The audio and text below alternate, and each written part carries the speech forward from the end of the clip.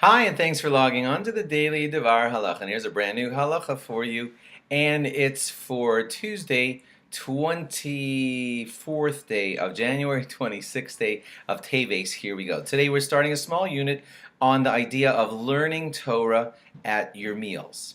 The rabbis do tell us in a Mishnah in Pirkei Avos, the rabbis tell us that if people eat together at a meal and they don't discuss any Torah at their meal, it's as if they had had sacrifices to the dead. That's a bad expression.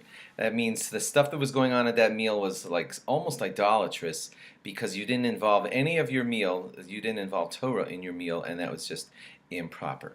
But when you do have Torah at your meal, then it's like you made your meal into Hashem's table, God's table, because God was with you at your table instead of just discussing idle things throughout the entire meal. If you're alone at your meal, you might think, well, it doesn't apply because I'm all alone anyway. If you're eating all alone, it's still a good idea to read some Torah or think some Torah at your meal. But if no Torah was thought or read by you at your meal, it wouldn't reach the level of being called idolatrous or, sacrifices to the dead. But still, when you are alone, it is a good idea to try to incorporate some Torah learning into your meal. Now, why is it? Why is it that it's so bad to have a meal without any Torah added? It's because it shows that basically you just ate for your pleasure. You basically just were hungry. Your body wanted food, and you sat down and said, food. But God had nothing to do with it. Torah had nothing to do with it. And therefore, it was like you were serving not God, but you were serving other forces, which drags you in the direction of idol worship. Others say it's because whenever there was well, I should say this first. When you eat, your table can be considered your altar. And when sacrifices were offered on the altar in the temple, the Levium, the Levites, sang songs. And we don't have Levites in a temple today, but we could at least have Torah, which is like our song. And that's why you should have, like what used to go on the real altar. And now that you're at Hashem's table eating, you should have at least the equivalent of Levium's singing going on, which by today's standards would be Torah. Also, by the way, eating and drinking is like surrendering to your base needs.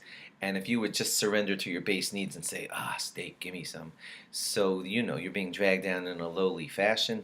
You become uplifted and not just giving into your desires if there's Torah going on at your meal. Benching could be considered your Torah. So at the bare minimum, if you didn't manage to squeeze any Torah learning into your meal, your benching could be considered sort of the bare minimum, because it does have Torah and sentences of Torah inside of it. But that's not really the perfect way to do it. Shir Hamalos, that thing that we sing at the end of a meal, right before benching, or Al Naharos Belvel, of those things, they can be considered your Torah too. It's still better to have it be real Torah. Some say that, just a very, very, very short quote, which is like Mayim Achronim Chova, that washing your hands at the end of the meal is a responsibility that you should take care of. That could be your Torah. Just say Mayim Achronim Chova. Or you're supposed to wash Mayim Achronim. You're supposed to wash your hands at the end of the meal. That in itself could be your Torah if necessary. But of course it's better to say a bigger something, Dvar Torah on the Parsha, a famous question. That's how, if you really want to do it well, that's how a meal should be conducted. Thanks for logging on. Log on again tomorrow for more. Bye-bye.